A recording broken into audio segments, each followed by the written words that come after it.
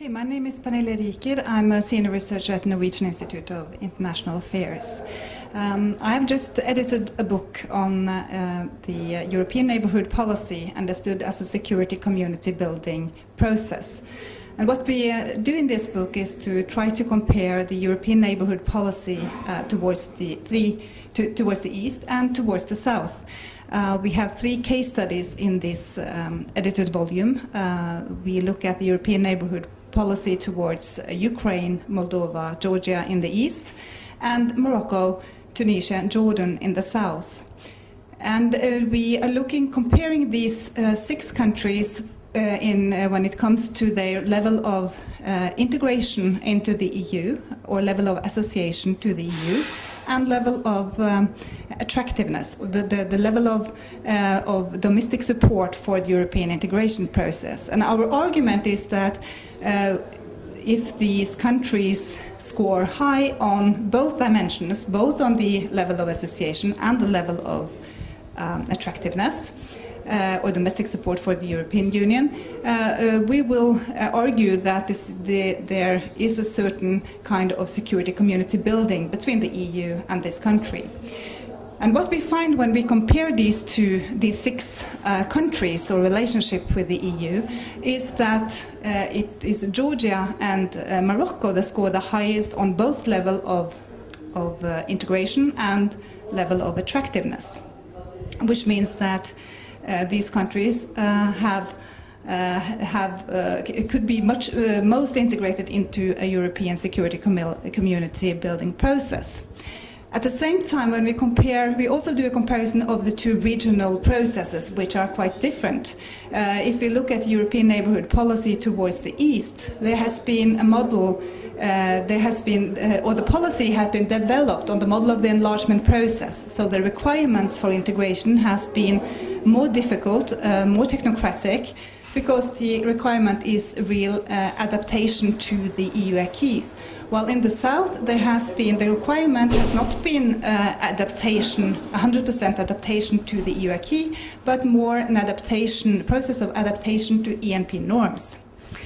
And we have seen that differently to what we expected, is that the process towards the south is perhaps the more successful than the process towards the east. It's often said that the process towards the eastern European countries, the European neighborhood policy towards the east, has been more successful because it has been developed on the basis of the enlargement process.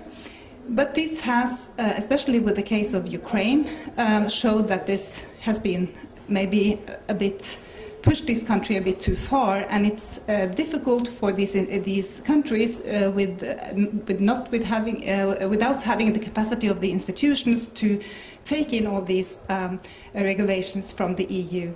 And it has actually, as we all know, this has led to a crisis in Ukraine, not only because of the EU, but the ENP has certainly not managed to avoid a security situation that we see in